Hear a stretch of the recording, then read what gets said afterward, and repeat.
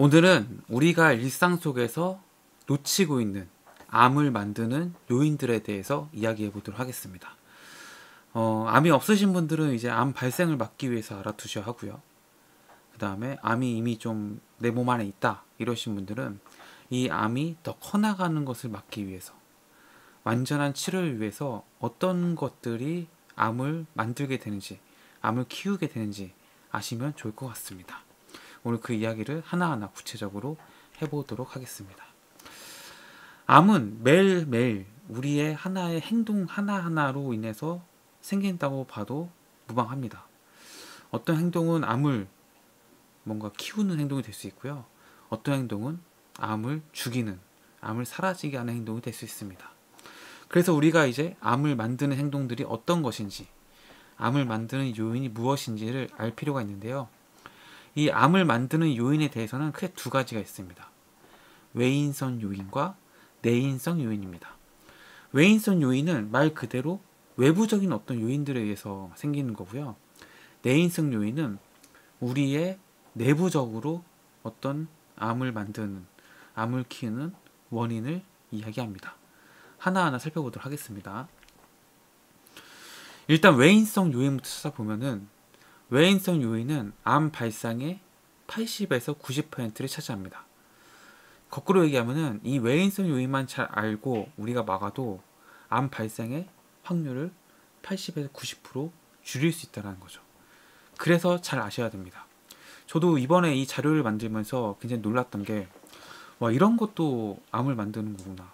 저도 몰랐던 것들이 꽤 있더라고요. 그래서 아마 여러분들도 이미 아시는 것도 있겠지만 아마 처음 듣는 것도 있을 겁니다. 오늘 그 이야기 해보도록 하겠습니다. 첫 번째는 음식입니다. 음식은 제가 이 채널에서 굉장히 수도 없이 많이 말했고, 다양한 암 전문의 선생님들께서 말씀을 하시기 때문에 잘 아실 거예요. 근데 오늘 저는 그 음식 중에서도 니트로소아민이라는 것을 말씀드리고 싶은데요. 암을 일으키는 강력한 발암물질 중 하나입니다. 아마 처음 들어보신 분도 있을 거예요. 이게 뭐야 대체? 그러실 수 있는데요. 이게 바로 우리가 흔히 먹는 햄, 소시지 등에 들어가는 발색제입니다. 그러니까 우리가 이제 햄, 소시지 보면은 좀 붉은빛이 돌잖아요.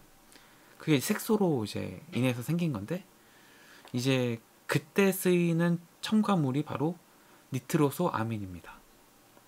그래서 우리가 소세지나 뭐 햄 같은 거 많이 먹으면 안 좋다고 얘기하는 게, 뭐 다른 요인도 있겠지만 대표적인 게 이런 첨가물 때문에 그래요. 또 당금지 중에 아질산, 어육, 생선, 어란 중에 2급 아민에 의해 합성, 뭐 이런 것들이 있다고 합니다. 그래서 음식, 특히 이제 첨가물 같은 경우에는 특별히 더 조심을 하셔야 된다, 이 말씀 드리고 싶고요. 또 위안에서도 반응이 일어날 수 있다고 합니다.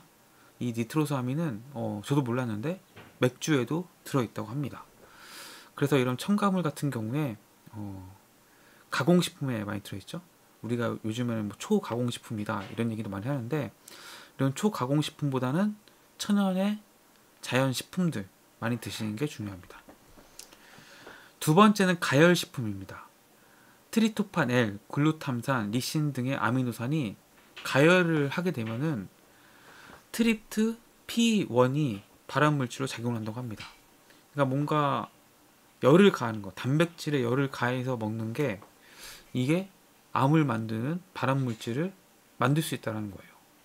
저도 굉장히 놀랐는데, 그래서 뭐 제가 이제 건강에 대한 인터뷰 하다 보면은 뭐 전자레인지에 음식을 데워보는 게 별로 안 좋다라고 말씀하시는 분도 있었거든요.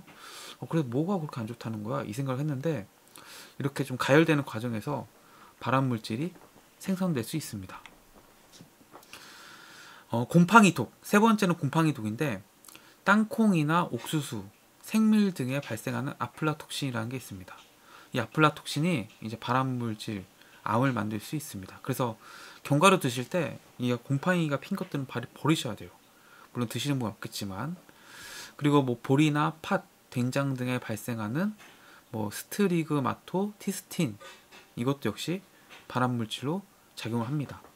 그래서 곰팡이가 나쁜 곰팡이들이 있어요. 색깔도 굉장히 푸르스름하고 이런 것들은 일단은 가급적 피하시는 게 좋습니다.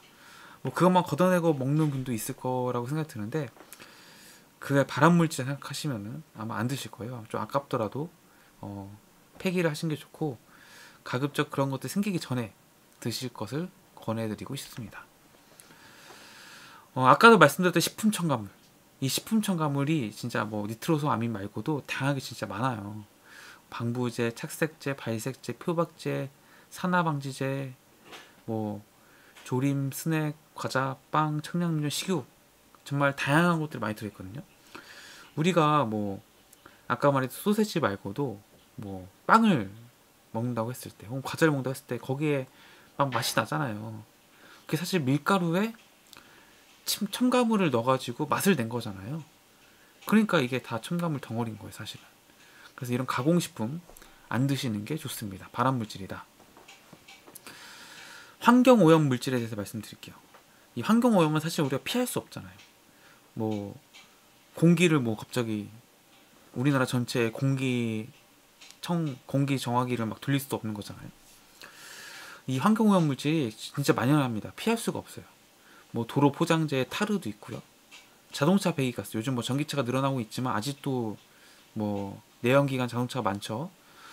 이 배기가스 속에 카드뮴, 뭐 공장 폐수 속에 들어있는 이 카드뮴이 흙이나 식물에 유입돼서 우리가 먹는 자연식품에도 영향을 줄 수 있습니다. 또 디젤 차량에 있는 벤조피렌, 뭐 도료, 농약, 플라스틱 등에 쓰이는 PCB, 이런 것들이 모두 발암물질입니다. 이런 것들이 암을 만들 수 있기 때문에 사실 근데 현대사회에서 피할 수가 없는 것들이기도 합니다. 그래서 가급적이면은 조금 완전히 피할 수는 없겠지만 될 수 있으면 좀 멀리하는 이런 노력을 하시는 게 중요하고, 세 번째 암을 만드는 것으로 바이러스도 있습니다. 이거는 이제 뭐 환경오염과 좀 거리가 멀지만 특정 바이러스에 의해서 암이 생길 수 있습니다. 뭐 B 바이러스, HPV, HBV 뭐 이런 것들이 있는데요. 뭐 B 바이러스는 뭐 중앙 아프리카 지역에서 많이 있는 걸로 알려져 있고, 우리나라에서는 뭐 HPV, 뭐 자궁경부암이라든지 뭐 음경암, 그리고 피부암, 뭐 그래서 뭐 이런 검사도 요즘 많이 권장하긴 하잖아요. 이런 것들이 좀 바이러스로 인해서 암을 만드는 이제 한 예시가 될 수 있다. 이거를 꼭 아셨으면 좋겠고, 제가 좀 뜻밖이었던 건 수돗물. 아리수는 아마 괜찮지 않을까 싶긴 한데, 수돗물. 이 수돗물에는 어떻게 정수를 해야 되잖아요. 그 과정에서 화합물질이 쓰일 거 아니에요? 쓰이는데, 이 수돗물에는 트리할로메탄이나 트리클로르에틸렌 등의 발암물질이 함유가 되어 있다고 합니다. 물론 굉장히 소량이라 생각이 들어요. 뭐 우리나라 수돗물도 해당되는지는 모르겠으나 미국에서 행해진 조사에 따르면요, 오물물을 마시는 사람보다 수돗물을 마시는 사람의 장암과 방광암 발생률이 15%더 높다고 알려졌다고 합니다. 그래서 정말 이거는 제가 되게 조심스럽긴 해요. 저는 수돗물에 대한 좀 믿음이 있어서, 뭐 괜찮다는 믿음이 있어서, 정말 뭐 서울시 수돗물인 아리수가 뭐 이런 트리할로메탄이나 트리클로르에틸렌이 들어있느냐, 이건 사실 모르겠습니다. 근데 어찌됐든 간에 이 유태종 박사님의 항암식품 77가지라는 책에서는 이 수돗물 속에 함유되어 있는 이 화학물질이 발암물질이다 라고 이야기를 하고 있습니다. 다섯 번째는 뭐 방사선입니다. 여러분들 뭐 엑스레이 검사 많이 하시죠? 이때 이게 방사선이 쓰이는데, 이 방사선이 암을 만들 수 있습니다. 1895년에 렌트겐이라는 사람이 X선을 발견했고요.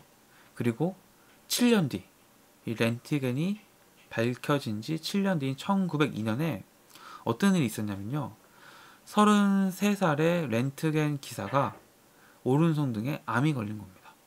그러니까 렌트겐 기사니까 엑스레이를 얼마나 많이 찍었겠어요. 그렇죠? 그러니까 이 젊은 나이임에도 불구하고 오른손 등에 암이 생겼더라는 거죠. 또 이제 방사선과 의사가 아무래도 일반 다른 의사보다는 방사선을 접할 확률이 높잖아요. 빈도도 많을 거고, 다른 의사보다 5년 정도 일찍 사망한다 라는 사실도 밝혀졌습니다. 여러분 잘 아시겠지만 히로시마와 나가사키, 여기에 원자폭탄이 떨어졌죠. 이때 피포자들의 그 백혈병과 암의 상관관계도 밝혀졌습니다.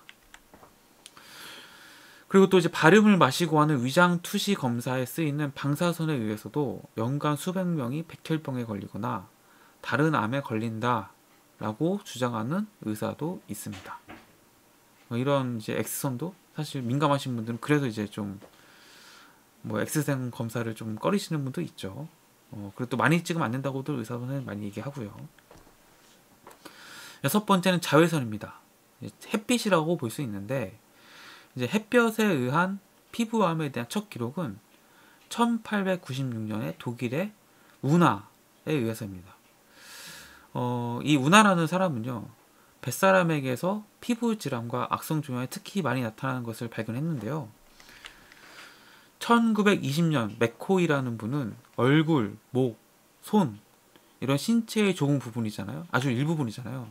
근데 옷에 의해서 가려지지 않는 부분들이죠. 이 부분들의 암이 전체 암의 49.6% 차지한다고 밝혀냈습니다. 또 1928년에 영국의 핀레이라는 사람에 의해서요, 실제 동물을 태양빛에 노출시켜서 피부암을 유발시키는 데 성공했습니다. 그래서 이 햇빛, 이제 과도한 햇빛, 이 햇빛 속에 들어있는 자외선, 과도한 자외선이 되겠죠? 과도한 자외선이 암을 만드는데 일조한다. 암을 만들 수 있다. 라는 것을 말씀을 드립니다. 그래서 얼굴에 피부나 얼굴에 흑색 사마귀가 있을 경우에 이 멜라닌이 B형 자외선을 흡수하기 때문에 강한 태양에 지속적으로 노출되면 이것이 암이 될 수 있다라고 얘기해요. 그래서 여러분들 만약에 검정 사마귀가 있다. 이때 크기가 갑자기 커지거나 한쪽이 돌출되거나 색이 붉게 변하거나 쉽게 출혈이 된다. 이러시면은 반드시 암 검사를 해보셔야 됩니다. 일곱 번째는 너무나 잘 알고 계시겠지만 흡연입니다. 흡연. 1955년에 폐암에 의한 사망률이 담배 연기나 대기오염 또는 쌍방에 유래하는 3.4 벤조피렌이라는 발암물질의 폭로량과 병행한다는 발표가 나왔습니다. 그래서 담배와 폐암의 역학관계가 실시가 되었는데요. 이 담배 연기는요, 1,500여 종의 화학물질들이 있습니다. 니코틴, 타르 중에 인돌, 벤조피렌 에테르, 에스테르 등 중금속이 들어있기 때문에 이 담배 연기는 발암의 원인이다.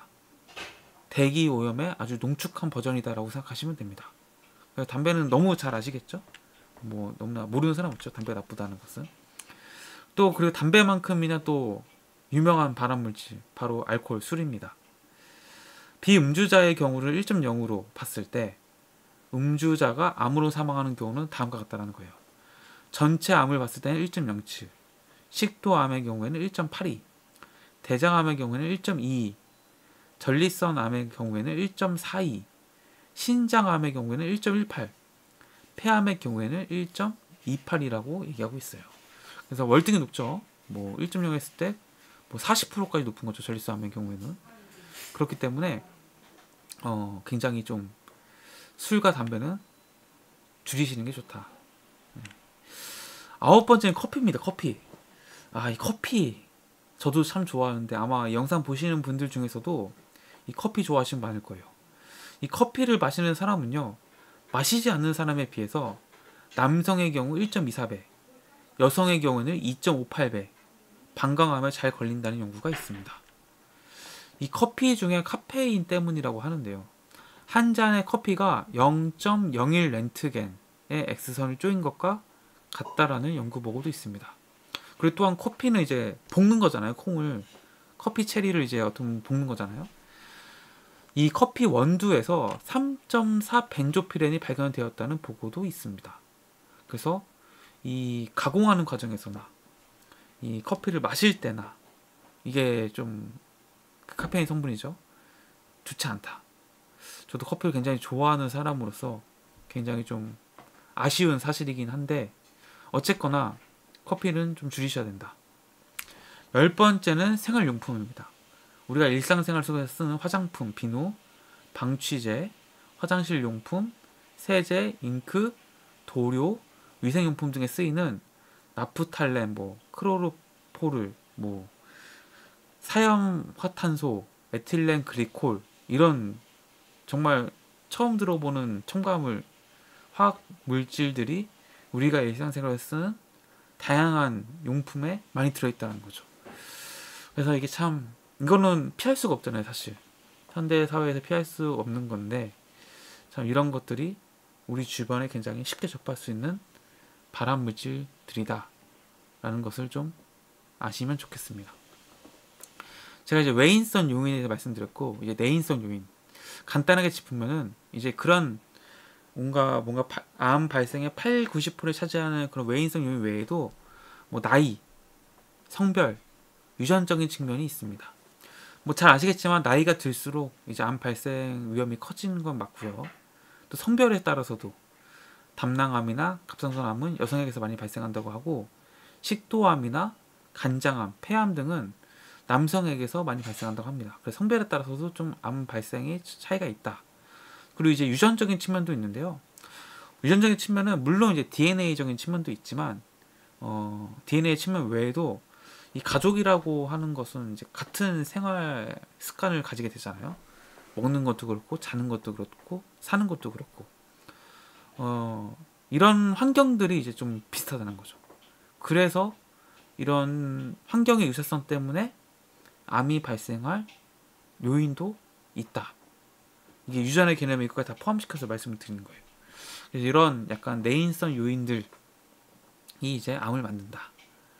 근데 뭐 나이야 어찌 우리가 먹을 수밖에 없는 거잖아요. 성별도 우리가 뭐 요즘 바꿀 수는 있긴 하지만 대부분의 사람들은 타고난 성별을 계속 살아가기 때문에 사실 어찌할 수 없는 부분도 있고요.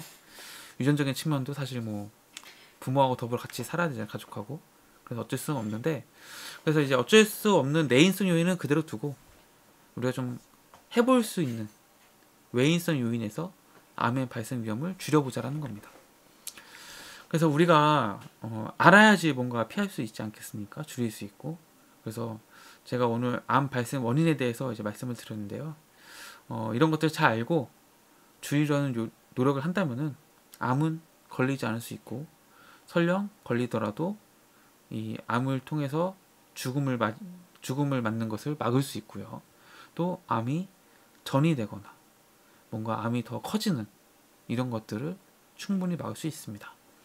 제가 오늘 암의 그 발생 원인에 대해서 말씀드렸지만 제가 이 유태정 박사의 항암 식품 77가지라는 책을 통해서 그럼 이제 암을 어떻게 막을 것이냐, 암에 좋은 뭔가 식품들 제가 소개시켜 드릴 거니까요.